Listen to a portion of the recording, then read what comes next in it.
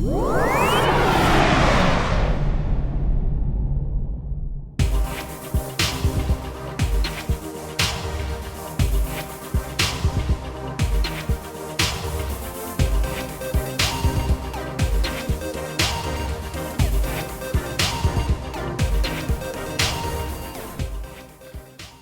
going to try and make some predictions about what will happen in the UK over the next little while, and some of its relevance to the Commonwealth, with particular focus occasionally on Africa. One of the three questions I really wanted to address, one is, can the UK be the Commonwealth countries' partner of choice? Secondly, what more do Commonwealth countries have to do? And then third, what's going to happen over the next few months? So firstly, can the UK be a partner of choice for the Commonwealth? It's undoubted the UK, and people can offer whatever criticisms or observations about the recent past, but the UK government has shown fresh energy on building relationships with a huge number of countries across the Commonwealth, witnessed by the recent UK-Africa Investment Summit that took place here in London. But my criticism of the government would be that that cannot be a short-term burst of energy. It has to be sustained as the UK tries to build these relationships, strengthen these relationships. And secondly, it cannot be a placebo. The Commonwealth cannot be a placebo for post-Brexit British influence. It cannot be, we're leaving the European Union, therefore we've got to rediscover the Commonwealth. And in a political sense, sometimes that's how it comes across. So for example, it's welcome that the total trade between the UK and sub-Saharan Africa has grown by more than 7% in the last 18 months. But it's also sobering, as the UK leaves the European Union, that the entire continent of Africa accounts for just 3% of British goods and services exported, while Britain is the destination for just 2% of the continent's exports, of course mostly in raw materials. So if you reflect on those numbers, 3% and 2%, and then you lay it alongside the fact that Europe accounts for 54% of British exports, it's really very clear that no matter how many of the answers lie in stronger UK action within the Commonwealth is not, and cannot, and must not be seen as the alternative to the European Union, because that's willfully naive. However, the Commonwealth can be many other things besides, and there's a challenge there for governments across continents to continue to make an argument about the relevance of the Commonwealth, particularly amongst a younger group of entrepreneurs. I was talking to a journalist a moment or two ago in particular, for example, about young entrepreneurs in Ghana, Nigeria, and other countries. So I think that there's a real opportunity there to re-energise the Commonwealth. Of course there is. And you'll have noticed this, and I just wish to offer it as a reflection, much of the conversation about what will post-Brexit Britain be like compares two members of the Commonwealth. Will the UK be like Canada? A year or so ago was, will the UK be like Norway? Will it be the same relationship with Europe as Norway had? And then we had it as Canada, and then in the last couple of months, the government has started to talk about the UK should have an Australia-type relationship with the European Union. That would be a stupid idea. Britain doesn't have Australia doesn't have a trade agreement with the European Union. So whenever you hear someone say Britain should be like Australia. Tell them it's a stupid idea. Well, figure it out first. If you think it's a stupid idea, do your own homework. But the fact is, Australia doesn't have a trade deal with the European Union. Canada does. It took 7 years. So let's not look to trade deals in these two members of the Commonwealth as a template for what happens next. The country that's most relevant, the Commonwealth country that's most relevant to this conversation is one that's never spoken about, which is Singapore. Because what the European Union is very worried about is that while there are currently 3 members of the European Union that are also members of the Commonwealth, the UK, Malta and Cyprus, well, we're leaving of course, a Commonwealth nation that's not a member state of the European Union is the one that the European Union is most worried about. Because they're worried that the UK outside of the EU will become a low regulation, low tax, low corporate tax, Singapore-style island off the west coast of the European Union. And the idea, which again I think is a bad idea, but there's anxiety in European capitals that the UK will self-style itself as that low regulation centre as a rival to relatively strong regulation in the European Union. So there's a Commonwealth angle, a really strong Commonwealth angle to the conversation about what's going to happen with the UK and the EU. And bearing in mind, of course, that there are still 2 member states of the European Union who remain members of the Commonwealth. Therefore, it's a multi-layered conversation. The second point I wanted to mention of the 3 was what do Commonwealth governments have to do and civic society organisations have to do. Now, as you heard in my introduction, I was in politics in the UK in government. Now I run a consultancy that I founded and run a consultancy that deals with political risk for UK corporates and advises overseas governments and election candidates about international relations. All I would observe is that I think far too many Commonwealth governments and high commissions here in London are hyperactive when a president or prime minister is coming to visit and much less active in between time. And I don't think enough countries of the Commonwealth use the remarkable asset that is London. Because London is the world's biggest centre in cross-border banking and foreign exchanges. And therefore governments of the Commonwealth, I think, should engage more with the City of London, which is a global hub for capital and a gateway for the Commonwealth to financial investment. Highlighting the UK's investment expertise in such issues as early stage investment, green investment, and local currency financing. So I would implore Commonwealth governments, particularly those who are looking for foreign direct investment, to see London as a remarkable opportunity, notwithstanding some of the challenges.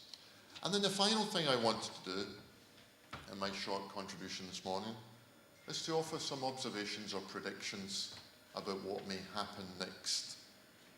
And I've just written a number down last evening.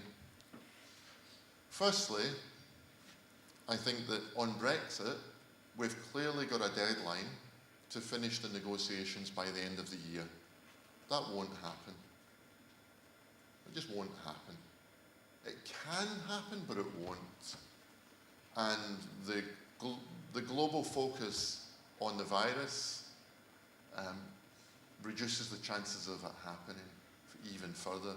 But even without the challenge of coronavirus, even without all of the other things that are happening in geopolitics, the scale of the work to be carried out means that the Brexit deadline will not be achieved, and there will have to be an extension at the end of the year. However, it will not be called an extension. Right, so you'll get into the sort of slightly surreal conversation is when is an extension not an extension? When both the European Union and Boris Johnson announced that it's not an extension. So what you'll have is a degree of fudge. There'll be working groups continuing talks, but this work cannot be done by the end of the year. There's a deadline of the 1st of July. If the UK wishes to seek a formal extension, it has to do so by the 1st of July. Open question as to whether they will do. It may become just so difficult because of the virus that they may have to trigger that, but there's a real determination in government not to do so. So, if the UK wasn't focused, the second prediction then, so that's one on Brexit. The second is, if the UK wasn't so focused until 2 weeks ago on Brexit, and for the foreseeable future on the health consequences and then the economic consequences of the coronavirus, what would it be focused on? And my sense is it would be about renewable, climate change and green investment. With the UN Climate Change Conference taking place in my home city of Glasgow later on this year, or scheduled to take place later on this year, the UK government and UK politics would want to go to that conference as a world leader rather than leading from behind. And therefore, between now and November, you can expect British politics, British government, to be seen to be doing a lot more on climate change, green investment, and renewable energy. This conference is taking place, I think, starts 2 or 3 days after President Trump is either elected or defeated. If it's a close thing, possibly the US will be involved in the Supreme Court process again, but nevertheless, it's an important month for international politics. So that's what Britain would be focused on if it wasn't so obsessed by Brexit and also rightly trying to deal with the outcome of the outbreak of the virus. The third of 5 or 6 predictions is that about what's going to happen. Is there going to be a UK? Remember, when we had the Brexit referendum, what many visitors from overseas don't fully grasp is the extent to which the United Kingdom is itself a collection of states. The UK is a multinational state made up of 4 nations. 2 of those nations voted against Brexit. Scotland and Northern Ireland voted to stay in the European Union. England and Wales voted to leave the European Union. But we leave together as we would have stayed together in the European Union. So what's the consequence? It has re-energised a conversation about independence in Scotland, and it has added some momentum to the conversation about about a referendum in Northern Ireland. This is a speech all in itself. All I would say, as someone who's a Scot, as someone who's in favour of unions, I'm in favour of the union in a workplace, I'm in favour of people joining unions at work, I'm in favour of a union on these islands, and I'm in favour of a union on the continent of Europe. I'm in favour of Scotland remaining part of a union. However, I think if we're looking at in a strategic sense, which part of the union of the UK faces more pressure or a longer term trajectory? I think the union of Northern Ireland with the rest of the United Kingdom is a more pertinent conversation. Because if Scotland left the United Kingdom, Scotland would be leaving an island union with no automatic right to get back into a continental union of the European Union. Whereas, if Northern Ireland left the Union of the United Kingdom, it would rejoin Ireland as a united Ireland, and in all probability, almost certainty, would be able to join the European Union.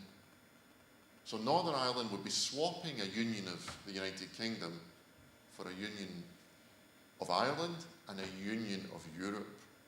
Scotland would be leaving the United Kingdom with no guarantee of joining the European Union.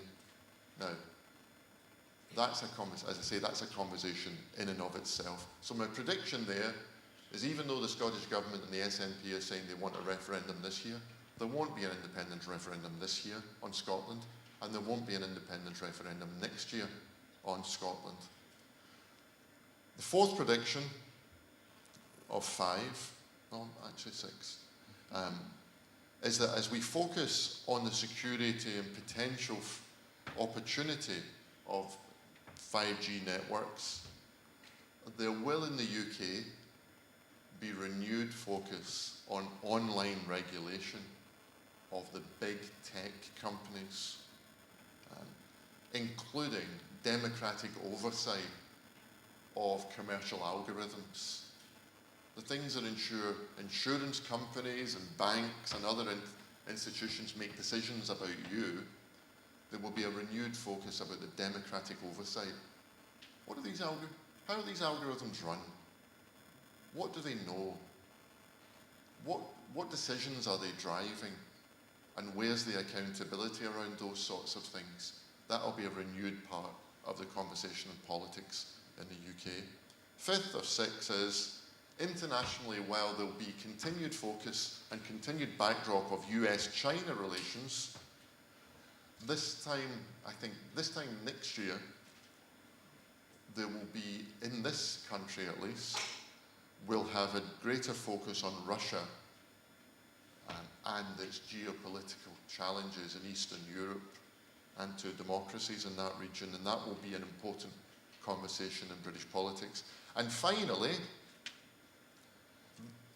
my sense is that London, and I don't know where you're all from, I don't know whether London's your home, I don't know if you're all members of diaspora communities in London, I have no idea, but I've thought for a long while, and I've said this before, is that I think currently London is a pretty awful capital city of England, because London feels increasingly like a different country to the rest of England. And I only half-jokingly think that London would be feels culturally a better capital of Scotland than it does England. Now, I know there's a camera recording this, and I have no idea. So I'm not saying Scotland shouldn't have a capital called Edinburgh. Okay, I'm just making a tongue-in-cheek, flippant remark. I'm not saying we should change the capital of Scotland. But it's just when I get on the train from Glasgow, my home city, to London, when you look at a Brexit map of the United Kingdom, my train, when it leaves Glasgow, doesn't stop anywhere that voted against Brexit until it gets to London. So in truth, my truth would be that the United Kingdom is increasingly a 5-nation kingdom. Scotland, Northern Ireland, Wales, England, and London. Okay? Yeah. So the punchline is, one person likes that, you must be a Londoner, is that as Commonwealth nations and entrepreneurs and investors across the Commonwealth consider their relationships with the UK, I think people should increasingly see the remarkable opportunity that is London. The capital markets, the ingenuity, the flexibility, the creativity, the cultural, and please don't just see London as a home to half a dozen English football clubs. Thank you very much.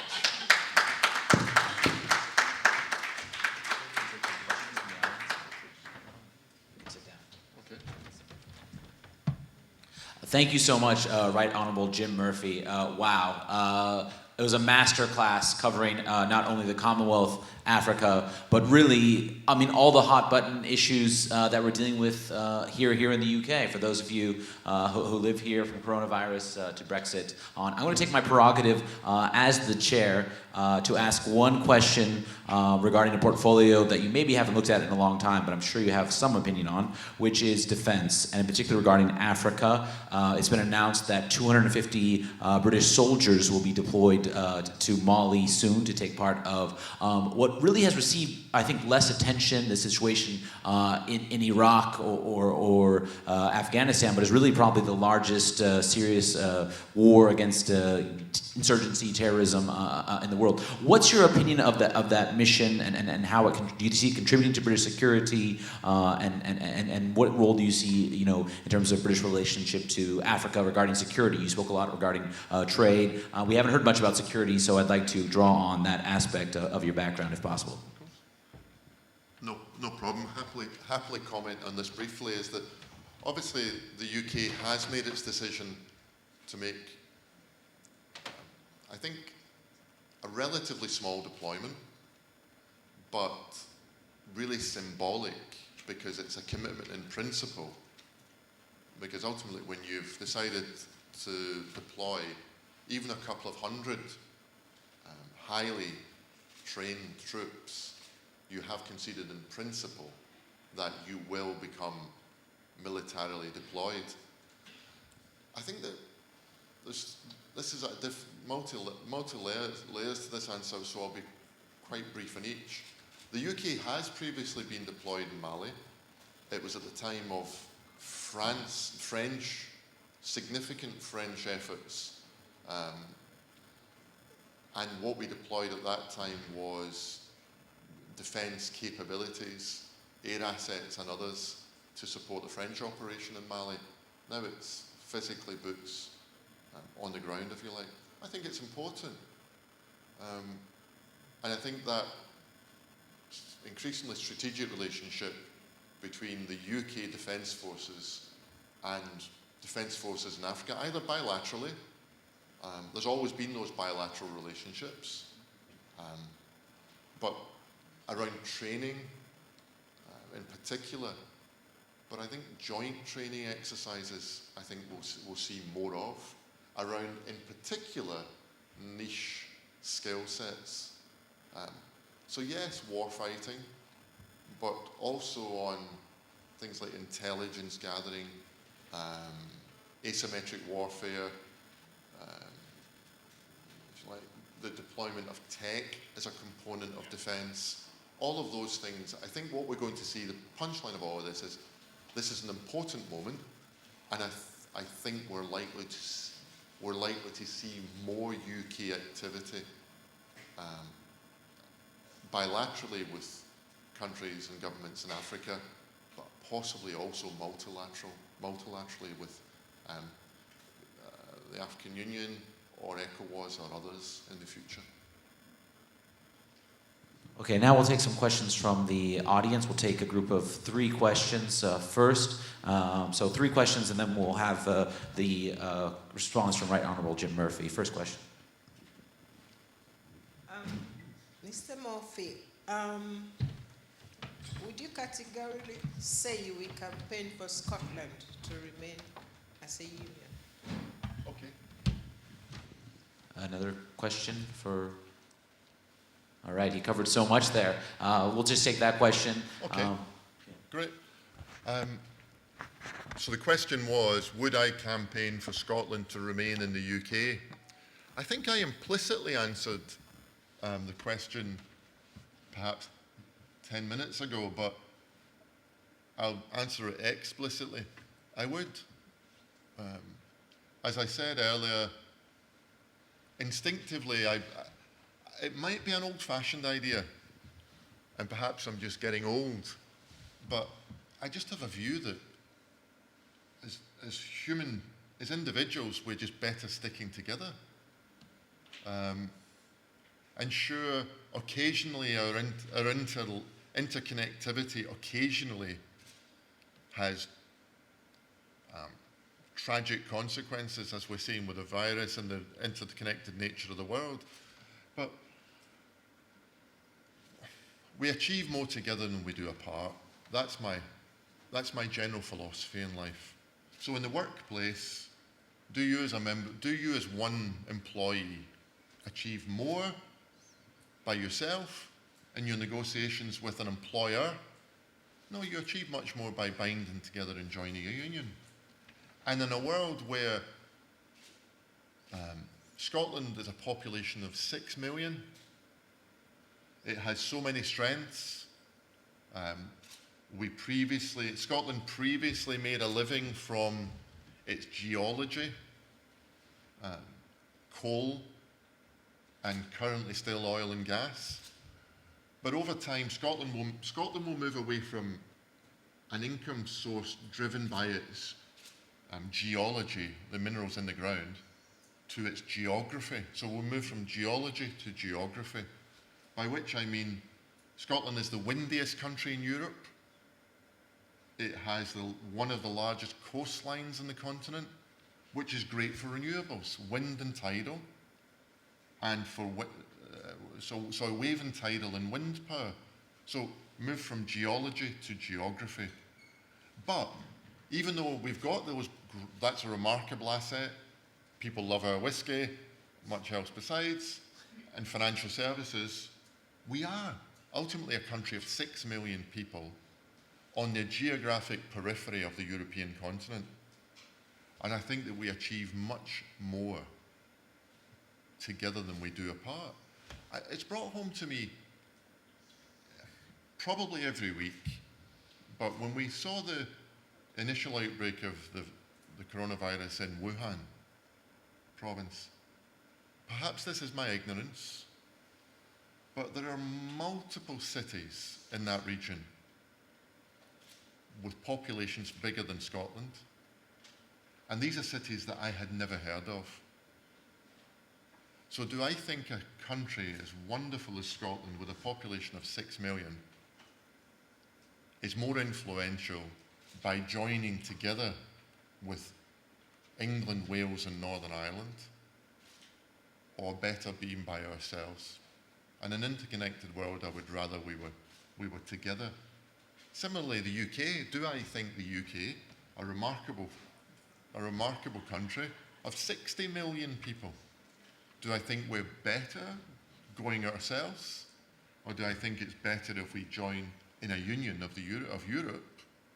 I think it's better if we try to influence the world through unions with others, if you like, influence multipliers.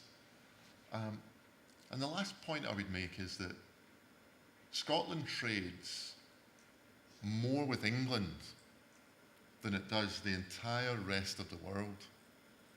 So if you think of where Scotland is, its trade with every other nation on the planet is less than its trade with England. And I'm not completely sure as to why we would voluntarily break away from that island union in that regard. I know that the argument's a little more difficult because Scotland voted by 60-odd% to stay in the European Union. Northern Ireland voted by 50-odd% to stay in the European Union. So I know it's a different argument, but the fundamentals, I think, the economic and geopolitical fundamentals remain the same. Emphasised again this week, and this is my final point, emphasised again this week that look at the price of oil. When we had our referendum in 2014, Scotland was told that our economics would be supported by oil at the price of $113 a barrel. This week it was at 30 something. $32. Now, if I went to a garage, a petrol station, I think it would be more expensive to buy a bottle of water than a bottle of petrol. And I'm not sure you can I'm not sure you can base your economy on a commodity that's cheaper than water. Now so I don't want to caricature the pro-independence people. I completely get that their argument is much more than oil. I completely get that. So I'm no longer involved in politics. I advise politicians internationally now. So to make their argument is, other countries are independent, why can't we be? So my argument is, of course we can be independent. The question is, should we be independent? And I think the balance is, while we can be, we should choose not to be. And in some sense, that's an independent decision that we're taking. Because we're independently deciding, bless you, we're independently deciding not to break with the rest of the United Kingdom. And that's sensible, my point. Two questions I wanted to ask you, or a two-part question, and we'll take this question too. And there's one there and one there. Oh, we have tons of questions popping up. So really quickly, we're going to have the CHOGM, the Commonwealth Heads of Government meeting later this year, though I don't think I'm breaking anything I'd be remiss if they're not. I'm hearing from within the Commonwealth there's some discussion about perhaps delaying, obviously due to the situation right now with the corona virus. What are some of your expectations about what's achievable out of that? There's been some discussion about a pan-Commonwealth business visa that could be applied for. Also, you talked about unions and stronger together. There's been some discussion about the Commonwealth expanding further, in particular Africa, I believe Algeria in the past, Angola quite recently. What is your opinion on that? It's already 54 countries, 2.4 billion. Do we gain something by expanding the Commonwealth? Do we lose something by potentially taking in a lot of non-democracies? Let's be frank, there's a lot of non-democracies in Africa, and that's one of the goals the Commonwealth has consistently stood for. But that's my question. Let me hear some other questions from this individual, and then two more over there. Thank you very much. I heard you say clearly that the trade with Africa will definitely not be in any way comparable to the loss of the Union, and I 100% agree with you.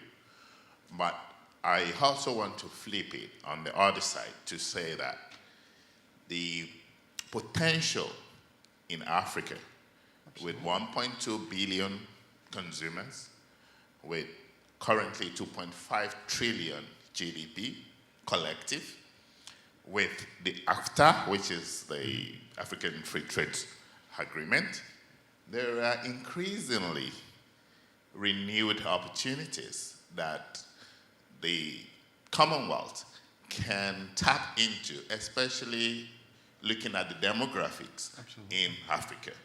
And for me and some of us, the thinking why we even started the Commonwealth Africa Summit 7 years ago was in anticipation of positioning Africa as one entity rather than multiple cultures and 54 countries and each trying to negotiate bilateral agreements in trade and in defense and all of this. So I think that the golden chance for Africa is in that connectivity and collective. So what would be your best advice to Africa in achieving that objective? Thank you.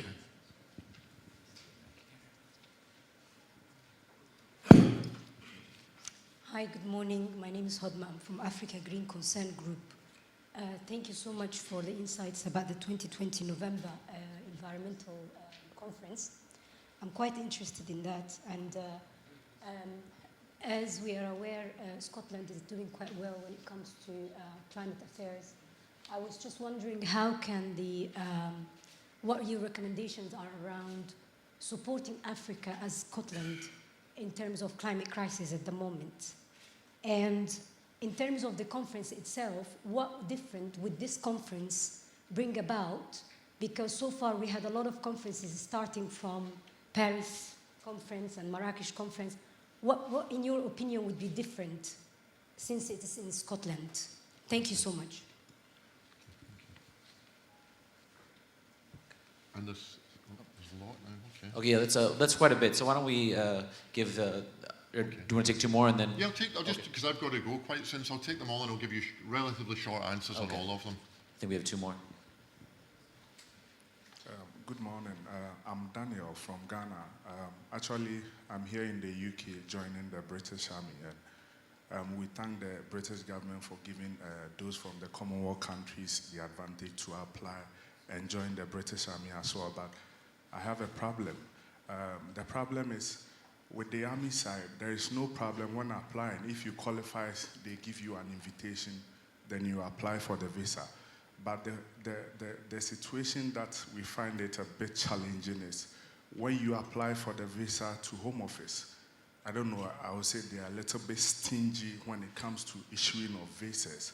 And unfortunately, for people from Nigeria and Ghana that contact me, because I have a page that people do follow. I have about 13K people that follow me on. And you see people messaging you, oh, I submitted this, but they refused me. And the little that I know, even this man sitting by me, he was refused a visa. So I told the sister, no, let's challenge this through immigration lawyer or solicitor. And fortunately for him, the refusal was overturned, and it cost much. So I have about 10 people who were refused that we challenged and the visas were given. So I asked myself then, why don't they give them the visas directly, but then do they have to pay that much by hiring solicitors for the visas to be challenged? So what is the British government doing about this to solve this issue? Thank you. And I think we have one more question.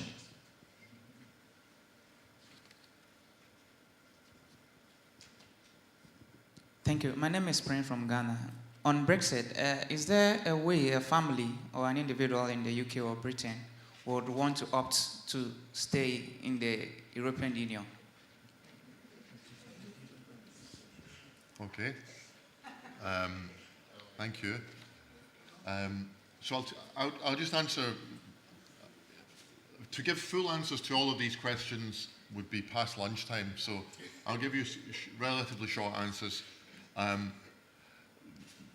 There is an opportunity if you're a UK citizen to stay in the European Union, but not if you're a Ghanaian UK citizen. You would have to be someone who's entitled to Irish citizenship or the citizenship of another member state of the European Union. So, for example, my family are from Ireland.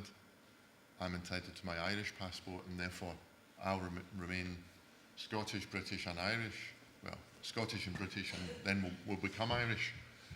Everyone in Northern Ireland is entitled to apply for an Irish passport as part of the Good Friday Agreement. So, if you live in one part of the United Kingdom, i.e. Northern Ireland, or if your grandparents are from another member state of the European Union, then you could apply. Now, each of the member states of the European Union has their own criteria as to how you're entitled to citizenship. So there are routes, but it will be reliant on you being in Northern Ireland or being entitled to citizenship of another member state of the European Union. If you don't qualify there, then there's no opt-in. There's no individual opt-in to become a citizen of the European Union, because the European Union members, there are only 27 members now, and it's the member states rather than member individuals, and you become a citizen of the EU by virtue of being a citizen of a member state of the EU. So there's not great news there unless you fit those criteria.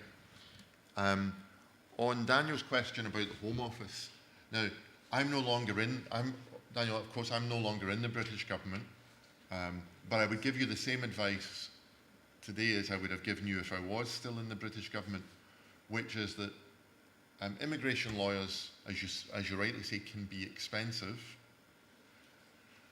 And I don't wish to be impolite to any immigration lawyers here, but they're expensive and can be a waste of money.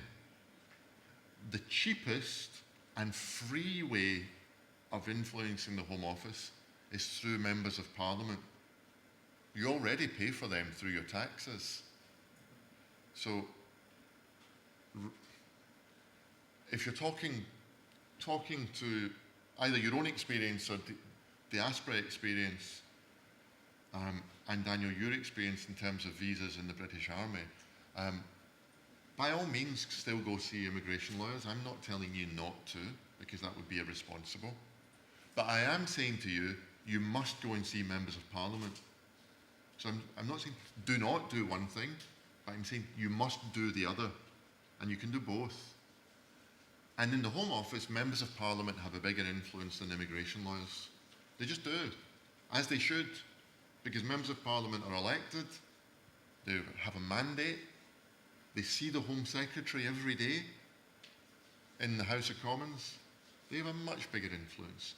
And in particular, Daniel, on your point, that's the type of thing that members of parliament of all parties would rightly be angry about, the point that you're making, sir. Now, I see that Charles Clarke spoke at the conference. I don't know if is he back again? Yes, he spoke yesterday, yes. Is he not Yesterday, coming back? no, Oh, that's a shame, because Charles Clarke, as you know from yesterday, was a former Home Secretary, so he'll know the Home Office quite well. So my advice to you, Daniel, I don't know what the British government's doing. I actually suspect, but I don't know this, that ministers aren't fully aware of what you're talking about, because the way you present it, it sounds to me that ministers wouldn't want people who have come to join the British Armed Forces to have that experience. So please, please, please go see your Member of Parliament, and you can find out who your Member of Parliament is just by entering your postcode into the House of Commons website, and go and see them. It's free of charge. It may be more difficult during the virus to see your Member of Parliament, because quite rightly they won't want to. But email, phone, please do. Please, please, please do that. And as I say, by all means, continue to spend a lot of money on immigration lawyers, if that's what you want to do as well. Okay? As I say, immigration lawyers can be effective, but members of parliament can be ever more effective. However, I'd just say, if you don't have a good case, a member of parliament's not going to take it. Immigration lawyers will take up your case regardless whether you've got a good argument. Members of parliament won't. But from what you're saying, you have a very good argument. Logically and emotionally, you have a very good argument, Daniel. On COP26, will it matter that it's in Scotland? Will it matter that it's in Scotland? To some extent. Because of the reasons I alluded to, the windiest country in Europe, such a remarkable coastline, very powerful currents, the Atlantic Ocean and the North Sea colliding. I've been out into the North Sea and felt the collision of the current of the Atlantic Ocean and the North Sea, the remarkable power that can generate in and around Scotland's islands. So I think that's the good aspect of it. The more challenging aspect of is that the Scottish Government, led by the Scottish National Party, and the British Government, led by the Conservative Party, seem to want to punch one another on the nose. That's not so good. Creative tension's okay in politics, but I think they're being too pugnacious, both of them. So I think, I think the date of the conference is more important than the location. Because if President Trump is defeated that week, I think the conference has a new energy. If President Trump is re-elected, then the conference has remarkable challenges. That's a much longer conversation. In terms of opportunity, I think countries, governments and civic society in multiple countries across Africa are way ahead of any advice I could give them, which is for capital, for governments, for investors, individual countries should be seen for what they are, which is a remarkable opportunity rather than a source of problems. And you alluded to, sir, about Africa, the youth population, the youth bulge, the youngest continent. I think, however, in that conversation about opportunity, there's one thing we don't talk about enough, which is that the economic conversation in the more developed economies is about automation and artificial intelligence around the issues of labour shortages. I'm not an expert in some of the countries in sub-Saharan Africa, but I'm aware that the economic argument isn't about labour shortages. So while some of the more developed economies are having a conversation about how do we speed up automation, how do we use AI as a solution to labour shortage, it's important that the other side of that conversation doesn't miss out the Africa component, which is actually left to their own devices. The problem in some African countries will be mass youth unemployment rather than labour shortage. So while the conversation should relentlessly be about opportunity, I don't know how you bridge the gap between these two components of the labour, the employment, the labour argument about labour shortage and labour supply. And then to answer the last point about should the Commonwealth continue to expand? So my instinctive response to that is yes. I think the Commonwealth, unlike the European Union is in a really substantial conversation about how deep does it want to go? How integrated does it want to be? Whereas I think the Commonwealth is involved in two conversations. Does it wish to be deeper, i.e. Common visas for entrepreneurs or business people, but also how broad does it wish to be? And I think progress will be made on the Commonwealth being broader more quickly than a progress on the Commonwealth being deeper. And actually, the fact that I think it's really significant symbolically that the CHOGM meeting is taking place in Rwanda, which of course, for many people, it was a surprise, of course, that Rwanda joined the Commonwealth at all in the first place. So I think it would be a poignant location to have a conversation about a broadening of the Commonwealth into ever more countries that didn't have that founding relationship, historic relationship of empire and its relationship with the United Kingdom. And for one, I would be absolutely delighted if the Commonwealth admitted more countries, democracies that respect human rights, because it's one of the few, other than I think the United Nations, the Commonwealth is the only entity that operates in that scale of, that number of countries on the range of continents. And I think in that sense it's strategically important. Thank you very much for your questions and inviting me here today. Thank you so much. Let's give him a warm round of applause.